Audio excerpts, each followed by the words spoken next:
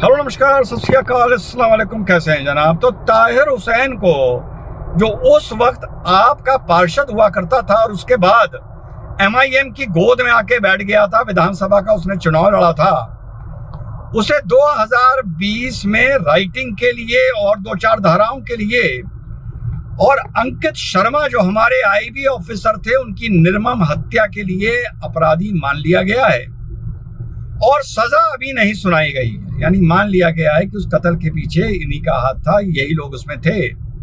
51 जगह जख्म के निशान थे अंकित शर्मा की बॉडी पर जब नाले से उसको अगले दिन निकाला गया था। साथियों, लगभग 54-55 लोगों ने अपनी जान से हाथ गवा कर बैठे थे। उसमें हिंदू भी थे, मुसलमान भी थे। अब ये मामला एडिशनल सेशन जज से हाई कोर्ट जाएगा, सुप्रीम कोर्ट जाएगा, वो एक लीगल प्रोसेस है, उस पर बाद में बात करेंगे। लेकिन एक लार्जर पिक्चर पे बात करते हैं।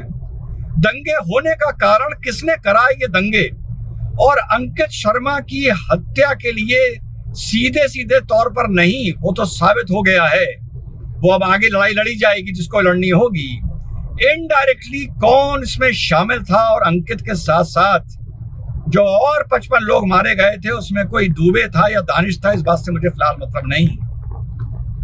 साहब, सीए में मुसलमानों को भी नाम जोड़ो, उनको भी आने का इस देश में अधिकार है। सरकार ने कहा हम नहीं मानेंगे, नहीं माना, इंप्लीमेंट कर दिया।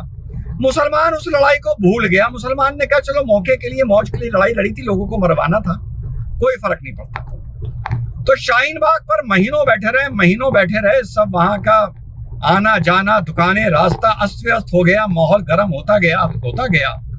वहां पर प्रोवोकेटिव स्पीचेस भी चलती रही, कभी भारत को तोड़ने की बात भी चलती रही, वगैरह वगैरह।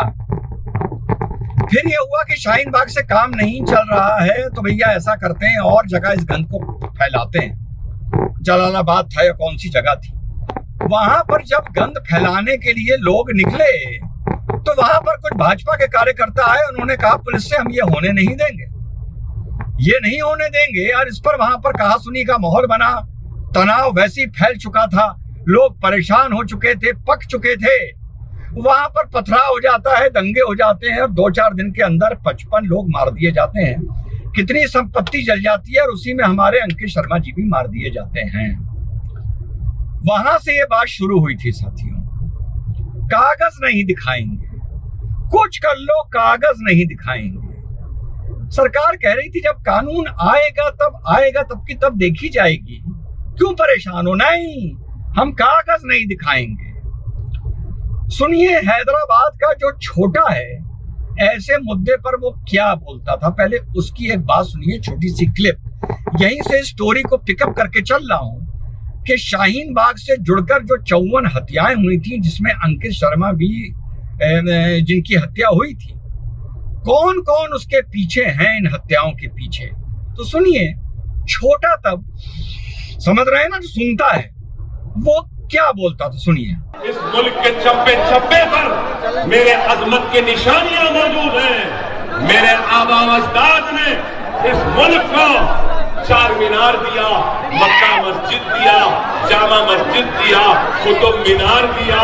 अरे हिंदुस्तान का वजीर आजम जिस लाल किले पर झंडा चढ़ाता है वो भी मेरे आबा अजदाद ने दिया है। अगर कोई कागज मांग रहा है तो कागज मांगने वाले अहमद, तो कागज क्या मांग रहा है?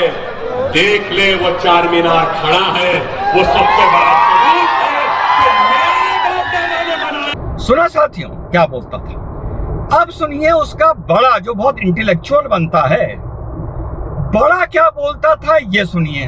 मार दिल पे गोली मार, क्योंकि दिल में भारत की मोहब्बत है जो तुझे अब तक समझ में नहीं आई। मार गोली, जिस जगह मारना है मार। मगर अब हम तुमको कागज नहीं दिखाएंगे, कोई कागज नहीं दिखाएंगे। हमारा नाम काफी है, हमारी भारत से मोहब्बत का, हमारे बुजुर्गों के आस्थाने काफी है, हमारी भारत से मोहब्बत के फसानों को बयान करने के लिए हमारे कब्रिस्तान काफी है, जिसमें हमारे बुजुर्ग आज भी सीना तान कर सो रहे हैं। सुना साथियों, यानी छोटा बोलता था कागज मांगने आओगे तो हम चार मीनार दिखाएंगे, कुतुब मीनार दिखाएंगे, लाल किला दिखाएंगे, अपनी जाबाजी के किस्से सुनाएंगे।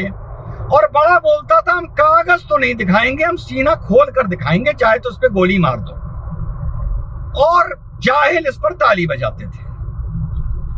अब यही बड़ा और यही छोटा बोल रहा है कि भैया SIR में NRC जुड़ गई है। और कर्नाटका का कांग्रेस का चीफ मिनिस्टर भी बोल रहा है कि भैया उस आदमी को कुछ नहीं मिलेगा जो SIR में नहीं होगा। और यहां पर NRC जुड़ गई है, अमित शाह की मीटिंग भी पहले हो गई है और आने वाले वक्त में SIR को NRC से जोड़ा जाएगा। और जिनका नाम SIR में नहीं है उनकी स्पेशल जांच की जाएगी कि तुम कहां के नागरिक हो। अब ये मैं नहीं बोल रहा, ये खुद ही बोल रहे हैं। 6 साल पहले जब रिजवान कहता था कि कागज तो दिखाने पड़ेंगे एक दिन, तब मुझे जाहिल गटर का ढक्कन खोल के आते थे और मुझे गालियां देते थे।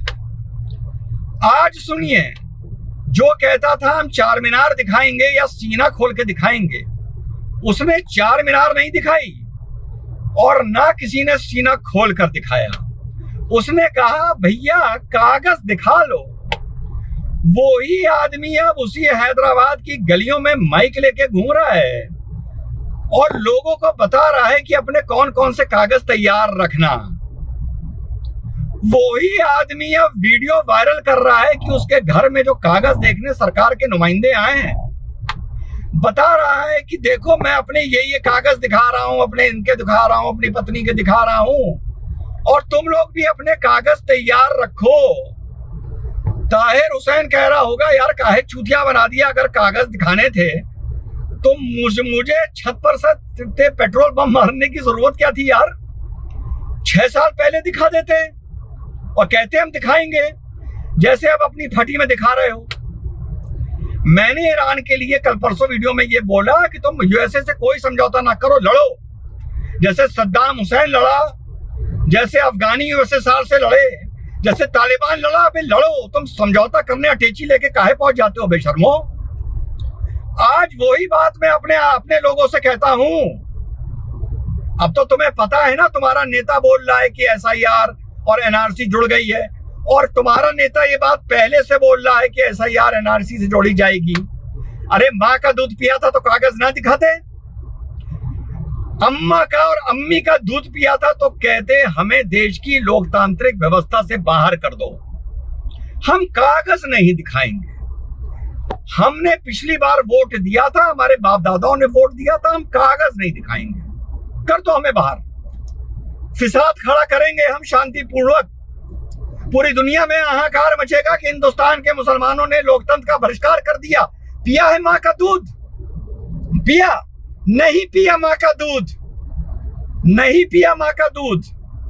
वो ही नजर आ रहा है तुम्हें, ये पता ही नहीं चलता मुसलमानों कि कहां बेइज्जती हो रही है और कहां अपमान हो रहा है। बड़ी जिम्मेदारी से संबोधित कर रहा हूं मुसलमानों को, तुम्हें पता ही नहीं चलता कहां बेइज्जती हो रही है, कहां तुम थूक के चाट रहे हो और कहां ऊंचा थूका हुआ हमारे और तुम्हारे मुंह पर गिर रहा है। और जो तुम ऊंचा थूकते हो कहीं ना कहीं उसका थूक आकर डॉक्टर सैयद रिजवान अहमद के भी मुंह पर गिरता है। मुझे एहसास है इस बात का और वही तकलीफ है मुझे। उम्मीद करता हूं काश ऐसा करता कि माथे पे लिख लूं कि मैं उनमें से नहीं, यहां पर टैटू करवा लूं कि मैं उनमें से नहीं, उन जाहिलों में से नहीं। मेरे मुंह पर मत थूको। है दम किया, तुम्हारे नेता ने यह ऐलान किया कागज ना दिखाना, जो होगा देखा जाएगा। 55 आदमी मरवा दिए यार, मुसलमान मरवा दिए, हिंदू मरवा दिए, सैकड़ों जेल में सड़ रहे हैं। अंकित शर्मा को मरवा दिया यार, और ऊपर से थूक के भी चाटा यार। शर्म नहीं आती? एहसास नहीं होता? कहीं तो शर्म कर लो बाल बराबर मेरे भाइयों। उन 55 में मुसलमान के लाल भी मरे और हिंदू के लाल भी मरे, पर तुम्हें शर्म नहीं है। जब तक शेरवानी पर किसी का खून न सजे तुम्हारी शान नहीं बढ़ती, तुम्हारी न्यूसेंस वैल्यू नहीं बढ़ती और तुम्हारा खाना नहीं हजम होता। अफसोस, लानत है। जय हिंद, वंदे मातरम, खुदा हाफिज़।